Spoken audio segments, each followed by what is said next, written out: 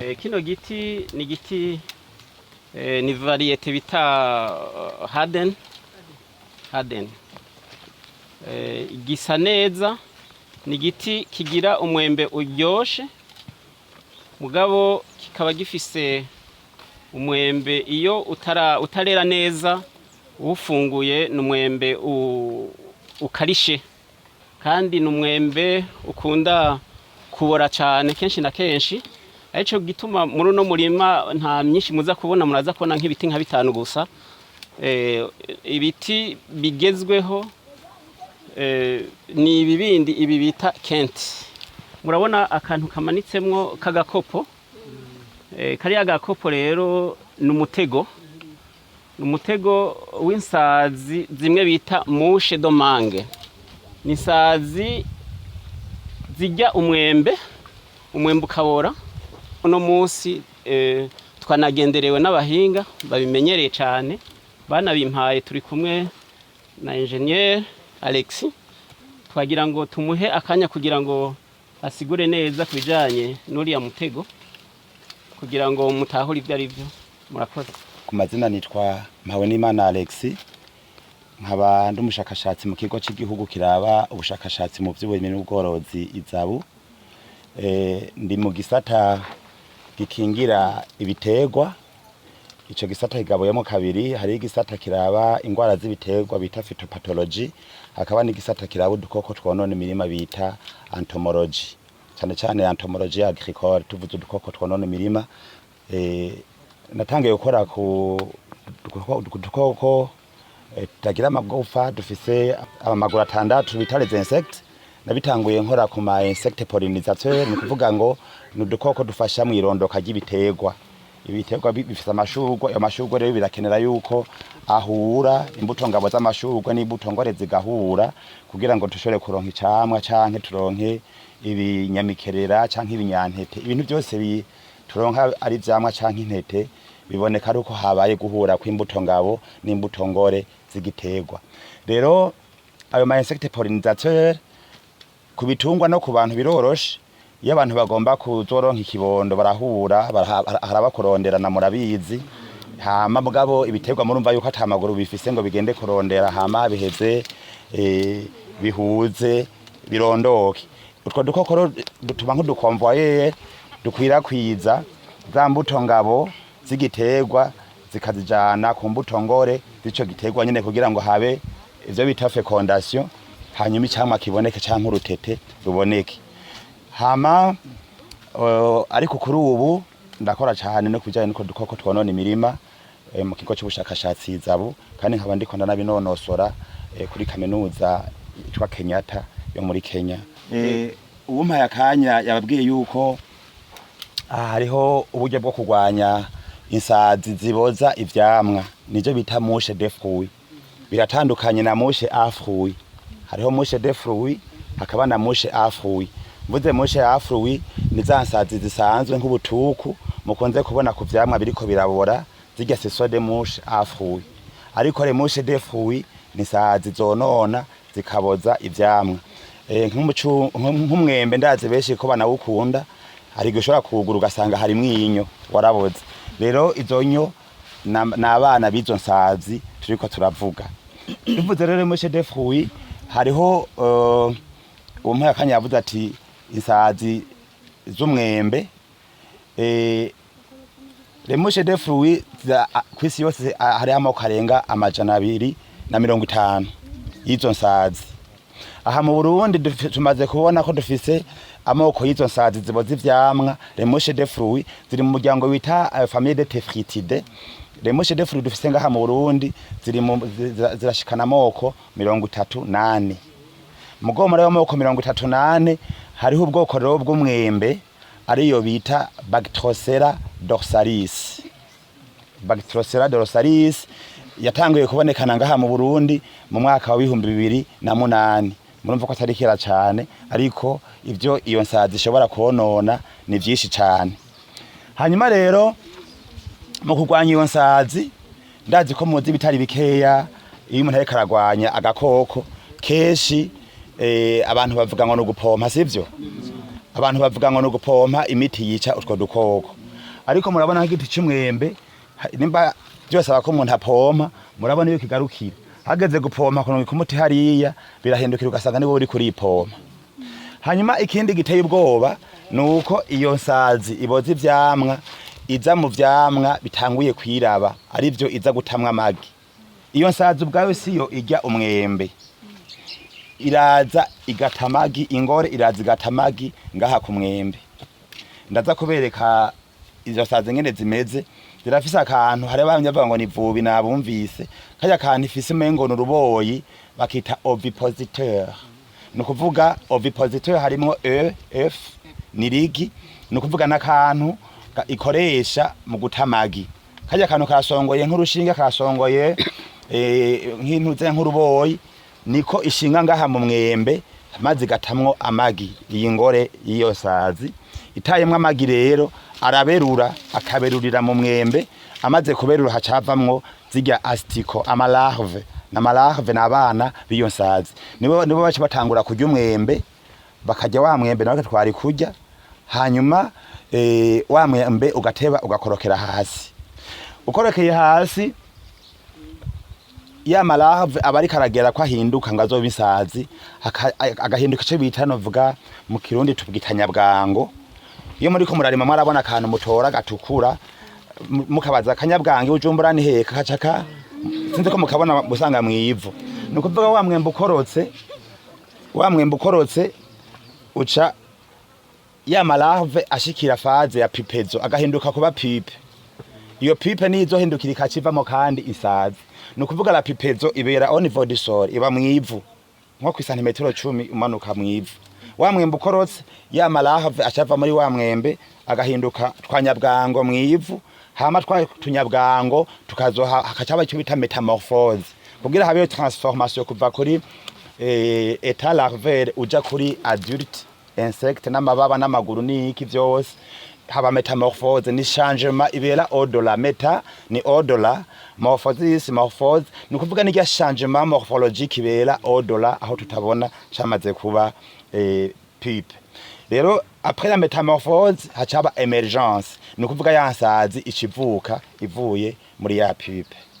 Rero ntabarandiriye nagira ndabereke nababwiye yuko gukoresha imiti y'ikizungu kuvura nk'iyi nsazi biragoye.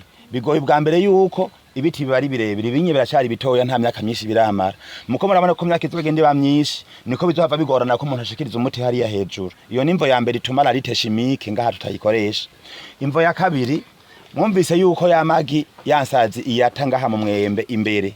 Ni wapompa umuti uzoguma inyuma ntuzigera ushikira ya zanyo ziri ndani canke ya magi ari ndani ngo bishobore kuyica.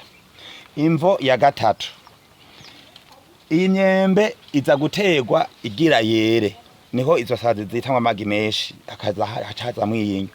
Upomye ko imiti y'ikizungu hazogera gusoroma wa mwembe wawe ivyo bita residus de pesticide biba bikiriko. Abantu bazofungura iyo myembe usange bafunguye imiti gusa. Hamucu usanga hadutse rero ingorane bita intoxication. Intoxication ni ingaruka ziba ku muntu afunguye ibintu biri ku imiti y'ikizungu dukoresha. Ama intoxication akaba ari uburyo bubiri. Hari icyo bita intoxication aiguë. Nukuvuga ne hajya uri ikintu kirimo umuti harimo ubwo burozi kumbura ukacudahwa ukacibwamwo ukazungurirwa ukaraba, iyo ni intoxication aiguë kubera ibimenyetso bicabonekera ngaho nyene. Mugabo hari indi intoxication kandi komeye niyo bita intoxication chronique. Nukuvuga ngo nk'ikirori na murakizi DDT beshi murayizi baje kuyikura ku isoko basanga no mu maberebere y'abavyeyi ikirori na kirimwo. Urabona ko babikamwe ibiharage bakabikamwe ibigori hariya muhiri wacu ku Gatumba. Nukuvuga ngo umuntu agenda mu mubiri haja mu duke umuntu akazokwandura ukarunduka yishwe nuko ya miti yagwiriraniye mu mubiri wiwe. Iyo intoxication chronique ashobora kugaragarira mu makanseri. Kera mwarumva kanseri wari nk'umugani mwavyumva muri Amerika. Mugabo no musi bumva ngo cancer du col de l'utérus, cancer du sang, cancer des seins n'ibindi byose. Ama cancer menshi arava ku bantu bafungura ibintu biri ku imiti hariko les résidus de pesticides. Hariho kandi n'ubugumba. Ubugumba abantu bafunguye ibintu ko amaresidus keshi ubugumba buriyongera. kera kubona umugore w'ingumba cyari nk'igitangaza mugabo mugenda aho mugeze amaso nta service zosangamwe habuze na babiri canke batatu bataronka ikibondo kandi bimwe mu mvo nayo marezidite pesticide atera intoxication chronique hama abantu bashobore kuvyara. Hanyuma icya gatatu kandi gikomeye cyo muri environnement iyo miti myinshi irica les insectes pollinisateurs abagenzi b'umurimyi zari gufasha kugira ngo umwimbu wiyongere. Les insectes pollinisateurs zipolliniza ivyo zipolliniza ni ca gatatu cyo mwimbu wo kwisi yose. Ni kuvuga les insectes pollinisateurs zihonye umwimbu ushobora kugabanuka ku rugero ku ca gatatu. Ni kuvuga 30% de la production mondiale irashobora gushita kubera la disparition des pollinisateurs. Rero muri izo mvo zose tubabwiye bisha dusanga iyo miti y'ikizungu idashoboka ku mwembe ari cyo gituma dukoresha uburyo bumwe ari n'uburyo bwo gukinga tugakinga imbere y'uko umwembe utegwa tuvyita rero piégeage de masse de s'embauche de fruits mu cyongereza ni mass trapping piégeage de masse. Rero ayo mapiège bayita les pièges à paraphéromones. Imitego bayita les pièges à paraphéromones. Paraphéromones. Para ni kuvuga ni artificiel. Sama phéromone naturel, c'est artificiel. Iyo phéromone ni iyi. Ni kuvuga iki? Twebwe ngaha dutega insazi ngore za Bactropsera dorsalis. Ni kuvuga ngo iyi phéromone artificiel mubona ngaha ihamagara ni nk'izimwe. Iyo ikintu cyose kigomba kubangurirwa canke carinze bavuga ngo citeye izimwe. Hari akamoto iyo femere canke ico kigore iheza kikarekura aho kamoto bakumvwa n'ikigabo cyo muri ubwo bwoko. Mamaze kubona nk'inka yarinze ishuri iri hehe na hehe iravyumva ikagenda igasanga iyo ntuzenya ego. Hanyuma rero iyi parapheromone twe dukoresha ngaha no kuvuga ni pheromone artificielle ishobora guhamagara insazi iri kuri metero 3 hagati y'ikilometero kimwe n'ibirometero 3 insazi hari irashobora kumva akamoto kiyi parapheromone. Ndababwire kandi yuko insazi ama insecte muri rusangi uko tubayeho niko nawe nyene abayeho. Nico gituma ubonye n'ikintu cishe agakoko menya ko nawe kikwica. Ugiye no mwishamba washonje ugomba kurya uraraba ikintu inyoni yariye uraba ikintu insect yariye nawe urarya. Ubonye ikintu ivyo byose vyatinye nawe uratinye. Nitoma tugiye kuruguru ugasanga rwose ruri clean uragira amakenga kuko hazoba ari ikintu cabujije bwa bukoko kuza. Ndiko ndakibabwiye murabona n'itomati bazishora n'umuti ziriko ditane yuzuye muyibona usanga rumeze neza mugabo urya muti bawucira kubazisoromye hari n'abazishira ku mwisoko ziga ziraye bajya bazicuruza n'ubumara kandi n'uburozi nama nabisiguye. Rero iyi parapheromone murabona ko ifise akagafisi bara ry'umuhondo. Iri bara ry'umuhondo riri mu mabara insectes zibona n'ingoga. Insectes zikunda kubona amabara y'umuhondo, igera, iry'ubururu n'igikijuju bita mauve. Ibara ry'ikijuju. Rero nukuvuga hiri hose izuba ryaka koresha rezive ultraviolet irabona neza urana ko gasa n'ishugwe. Muramaze no kubona amashugwe y'umuhondo usanga hari ko ama insectes menshi n'amapollinisateurs menshi. Iyo nimvo ya mbere urabona ko umutego utirabura, umutego ntutukura, iribara ry'umuhondo ntiyabaye igihamana baritoye kuko rihamagara naryo nyene izo nsazi. Hanyuma rero izo nsazi ngore ziraza naho haza ingabo kubera iyi parapheromone ni nka kakamoto gatangwa n'insazi ngore ikeneye kwima. Rero insazi ngabo zishaziza zizi yuko zije kuronka le partenaire mu kwinjira zinjirana ngaha musi umutego uratoboye zinjirana ngaha musi zimaze kwinjira ziza zije kugira kuprema zibaza kwiyinya ari ngore naho ni wa muti ne ya parapheromone. Hanyuma rero ahindane haba harimo insecticide mugabo yabigenewe. Murabona uravye ngaha mu mutego arimo tuntu dutukura. nukuvuga ya nsazi yinjiye imaze kugera ino murabona uyu mwobo ukuntu umeze ntiza gusubira kuronka ingene isohoka kuko mu bisanzwe isazi n'ama insecte yose agira muvuma asanda burya ama insecte kenshi ntamanuka araduga nukuvuga rero kubera ko zinjiranye ino ziduga ntizizagumanuka ngo zisohoke kandi ya insecticide nayo ikora akazi kayo ikacizica rero niho mubona yuko nk'izi sazi ziri ngaha zafashwe iyi ni ya paraferomone murabona zafashwe ingene zingana izi ni ingabo